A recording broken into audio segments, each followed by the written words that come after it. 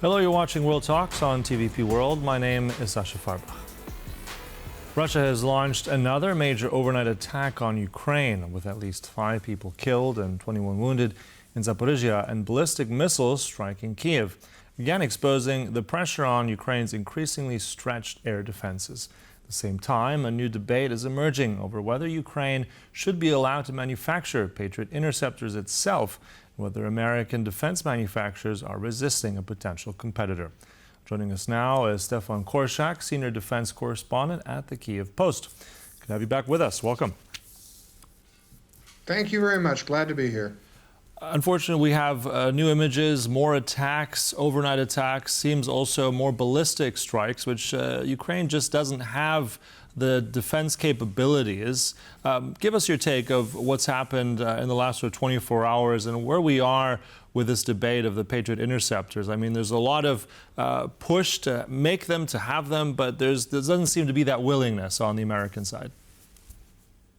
Well, certainly not, and that's a long established American policy. The Americans are not enthusiastic about arming Ukraine, and more recently, having started a war with Iran, they have reduced significantly their stocks of interceptor missiles themselves. So they have, from the American perspective, strong reasons not to deliver Patriot interceptor missiles to Ukraine. And as far as the longer term is concerned, Ukraine is a growing arms manufacturing power, and it would not be in the interest of the Americans to give the Ukrainians the capability of producing the weapon themselves or something similar to that. They'd be creating a competitor. Mm-hmm. But on that note as well, you're saying that there are strong reasons for not giving out Patriot. I mean, let's also break that down. I mean, looking at the technology transfer that's involved, I mean, we're looking at Raytheon and Lockheed Martin saying, well, they don't want that to be produced faster. But if there is an imperative need, as you said, also in Iran, in what Ukraine needs itself, let's talk about how much time that would take. Let's say it's a license is granted, just building up the infrastructure, the factory, the workforce. How long would that even take? I mean, that could probably take some time. Well, certainly.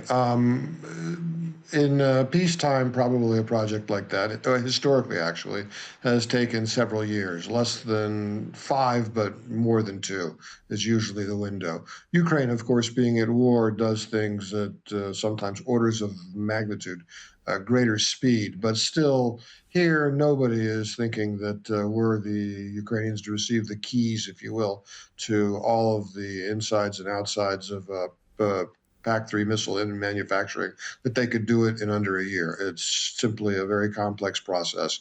It would require the creation of manufacturing facilities that the Ukrainians simply don't have at this time. They certainly are capable of building them. They're certainly capable of finding a workforce to man it, but it's not something that can be done overnight.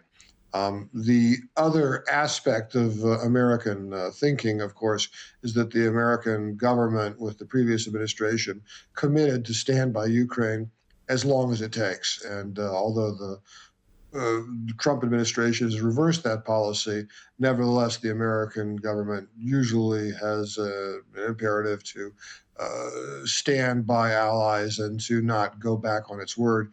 Well, if it is not going to assist Ukraine in defending itself against Russia, then the Americans are going to degrade their credibility with other allies. Mm-hmm. And also, let's talk about, let's make that production argument. I mean, right now, some figures cite, I think this comes also from The Atlantic and other sources here, that actually the production of interceptors, it's about, America can produce about 500 a year versus Russian capabilities of ballistic missiles about 100 a month. So what does that say in terms of actual production mismatch? I mean, is the whole structure just not fit for purpose? Is that not an argument to be made? You need to scale that bigger and faster on not just the American side, but on the Allied side? It's an excellent argument. If the Americans were looking coldly at the ability worldwide to manufacture these interceptor missiles, and the Japanese manufacture a small number of them. The Germans are moving to a point where will be able to manufacture them as well. But there's one facility, it's in the United States, it has limited capacity. And America has many interests worldwide, and many of them require proper air defense managed by the United States military, and that means that they need ammunition. This is the ammunition that we're talking about. So, if the Americans were looking at the Patriot missile, which, to be very clear, we're talking about a missile called the PAC-3, which is capable of intercepting a ballistic missile, then the more missiles that are produced worldwide, the better for American missile stocks. So you can make the argument that it would be in America's interest to have Ukraine cranking out Patriot PAC-3 missiles, because it would not just enable Ukraine to defend itself, it would add to stocks worldwide. Mm-hmm.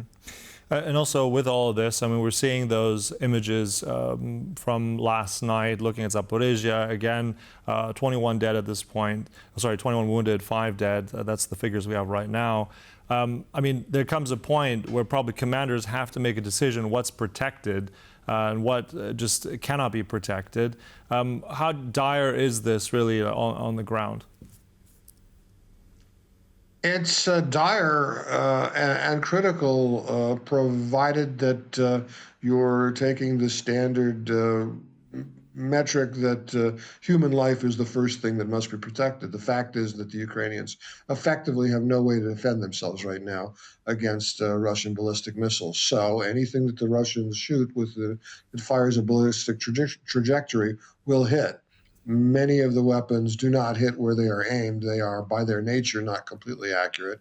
And the Ukrainians have hardened many of the sites that the Ukrainians are shooting at. For instance, there's a missile factory, a cruise missile factory, if you will, in Kyiv that the Russians have attempted to destroy many times. And they've hit the area, but the missiles still keep getting manufactured. So the assumption is that most of the production is underground. So one can make the argument that Ukraine can just ride it out because they have a lot of experience being attacked by ballistic missiles. They know the Russian tactics, and they know how to dig in, deploy, camouflage, and so forth. But that doesn't help the civilians who, if they are near or even not so near the target of the intended target of a Russian ballistic missile, can be hit. And sometimes the hits can be horrific. These are very powerful weapons that generally carry a warhead of at least a half a ton. And when it hits an apartment building, it generally will collapse a portion of the apartment building. The attacks come at night, and when an apartment building collapses at night, then the people inside the building get crushed. Mm-hmm. And there's really no way to stop that the Ukrainians have. Yeah, it's also very crushing. And also, I mean, the bigger issue here, also a war of attrition really on both sides. If we're looking at the one hand, as you said, ballistic missiles hitting civilians on the Ukrainian side, there's also those deep strikes that continue also into Russia. If we're also looking at the front line, I mean, some stats giving us here that the Russians have gained in July something like 38 square kilometers, but lost up towards of maybe more than 30,000 troops. So also speaking about manpower, how sustainable is that? How much can they force that? I mean, also with ordinary Russians seeing this war all around them, how sustainable is that for the Kremlin? Well, there's two pieces to that question. If you're talking about the sustainability of the attacks at the front, we have seen repeatedly that what the Russians do is they go through a wave of recruiting and massing forces, and then they send them in a direction where they want to make territorial gains. In past years, that has achieved some success. In recent years, the Ukrainian defensive tactics have become so effective. It's primarily drones, but far from only.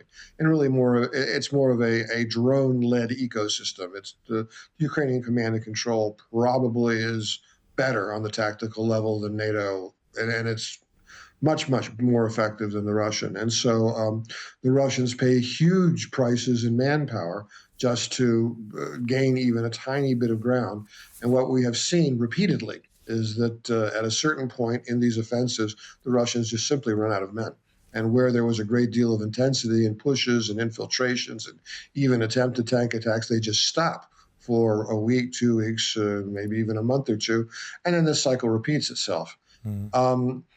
Can the Russian society sustain that? That's well, it seems like it can, and it probably will be at least for a while because the soldiers that are being recruited are really not the kind of people who would go out and protest anyway. They are typically men who are in financially poor situation, or they're just simply felons recruited from the prison. So, from a greater Russian societal point of view, the loss of these men is not something that impacts across the society. Yeah, There are but the other impact things that the is Ukrainians are still doing that have a felt, greater impact. yeah, and the impact, though, that is felt and seen very much, it's hard to hide that. But I mean, this war of attrition, tit for tat, continues. Look, we'll close it there.